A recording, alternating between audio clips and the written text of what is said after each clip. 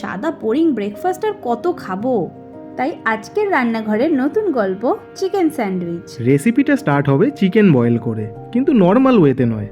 তার মধ্যে থাকবে তেজপাতা, আদা রসুন বাটা, নুন আর গোলমরিচ গুঁড়ো। এবার চিকেনটা সেদ্ধ হয়ে এলে একটা বাটিতে চিকেনের পিসগুলো তুলে নিয়ে এইভাবে স্ম্যাশ করে নিতে হবে।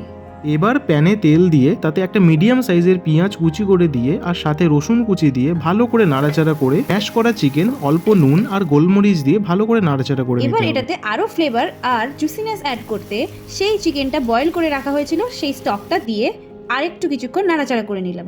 এইবার চিকেনের স্টাফিংসের মধ্যে মেয়োনিজ আর সেজওয়ান সস দিয়ে ভালো করে মিক্স করে নিতে হবে। উফ, একদম ক্রিমি অ্যান্ড স্পাইসি মিক্স। এবার পাউরুটিতে ভালো করে চিকেনের স্টাফিংটা দিয়ে একটু মেয়োনিজ আর চিজ গ্রেট করে দিয়ে আরেকটা পাউরুটি ওপর থেকে দিয়ে বাটার লাগিয়ে এপিটোপিট ভালো করে গ্রিল করে নিলেই ready yummy and tasty chicken sandwich. এইবার ব্রেকফাস্টটা জমে যাবে। তোমরাও ট্রাই করো আর আমাদের জানিও আমাদের রান্নাঘরের এই গল্পটা কেমন লাগলো।